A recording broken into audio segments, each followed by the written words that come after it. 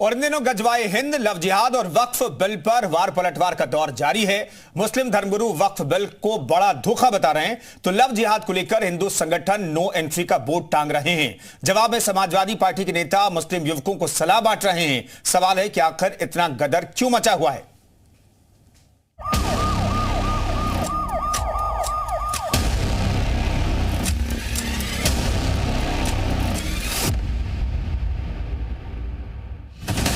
कि जेपीसी धोखा है और उनका मकसद सिर्फ और सिर्फ इलेक्शन है। लेकिन लोग एंटरटेन करने के लिए चले जाते हैं, उन्हें बाहर की इसमें शामिल नहीं होना चाहिए। भारत में मुसलमान अब गजवाए हिंद करना चाहते हैं। लव जिहाद से लेकर गजवाए हिंद से लेकर वक्फ बिल पर हो रहे घमासान से देश भर में माहौल लगातार गर्माता जा रहा है। एक मौलाना वक्फ बिल को लेकर फिर से मुस्लिम समाज को नया पैगाम दे रहा है। भड़काऊ अंदाज में कह रहा है कि जेपीसी एक धोखा है। उन्हें भी असदुद्दीन ओवैसी जैसे नेताओं की तरह लगता है ये मुस्लिमों के खिलाफ और पूंजीपतियों को खुश करने के लिए बीजेपी सरकार का खेल है। अभी जीपीसी की रिपोर्ट नहीं आई है और अमित शाह साहब कह रहे हैं कि हम ये पास करवा लेंगे पार्लियामेंट में। अरे अभी तो रिपोर्ट आई नहीं है, अभी तो कैसे कह रहे हो पास करवा लेंगे।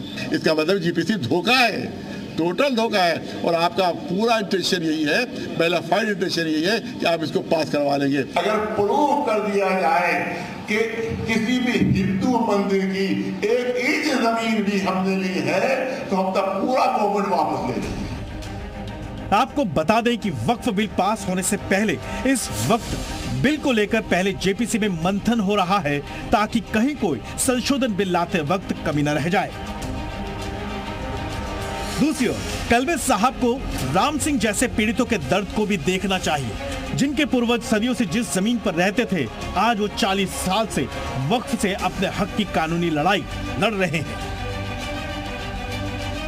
मैं शादी में गया हुआ था दिल्ली, ना मेरी जमीन पर पीछे थे वो मिट्टी डाल के गाँव वाला बर्फ कर दिया, उस मिट्टी डाल दी। मैंने आकर वहाँ रिपोर्ट की थाने में। तो साहब कहने लगे अपने कागज देखा, मन कागज दिखाए, उन्होंने मना कर दिया गाँव वाले से, भाई जाओ यहाँ से, चले जाओ आप, ना तो हम बंद कर देंगे। वो चले गए।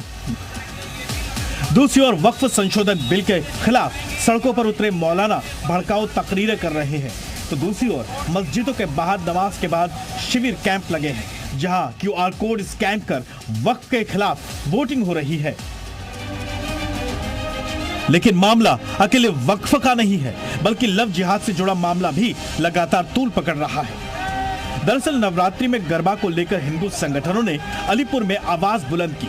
इन्होंने गैर हिंदुओं को गरबा पंडालों में नो एंट्री करने के लिए मुहिम छेड़ दी। हमारे संगठन द्वारा पुलिस विभाग को 2 दिन पूर्व ही अवगत करा दिया गया। गरबा पंडाल में गैर हिंदू पूर्ण तरीके से प्रतिबंधित है। गरबा पंडालों में पुलिस की सुरक्षा के पुख्ता इंतजाम किए जाए, साथ ही गैर हिंदुओं को आईडी चेक की जाए और असामाजिक तत्वों पे पुलिस निगरानी रखे। इन मांगों को लेकर बजरंग दल और दुर्गा वाहिनी ने पुलिस विभाग को ज्ञापन दिया। एक निर्भया मोबाइल चलेगी जहाँ भी कुछ इस तरह की घटना घटने की सूचना है, इस प्रकार की मिलते ही तत्काल पुलिस त्वरित कार्रवाई करेगी। जबकि समाजवादी पार्टी के नेता एसटी हसन ने वीएचपी पर हमला बोलते हुए मुस्लिम लड़कों को बड़े ही काम की सलाह दे दी, यानी उन्हें गरबा से दूर रहने की सलाह दे दी।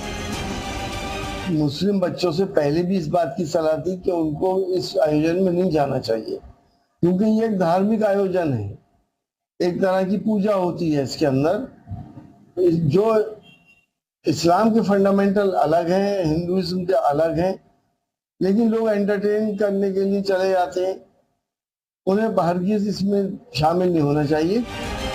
जिस तरह से देश भर में लव जिहाद के मामले लगातार सामने आए, उसके बाद केंद्रीय मंत्री लव जिहाद की साजिश रचने वालों को साफ तौर पर नासूर बता रहे हैं। उनका मानना है कि ये गजवा हिंद की ओर धकेलने के प्रयास में जुटे हैं।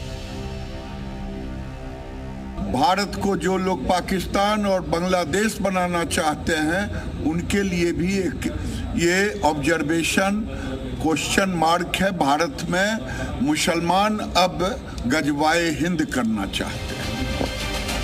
आपको यह भी बता दें कि हाल ही में बरेली कोर्ट ने टिप्पणी करते हुए कहा था कि लव जिहाद देश के लिए खतरा है और मजहब विशेष के लोग इसे अंजाम दे रहे हैं। ब्यूरो रिपोर्ट, जी मीडिया।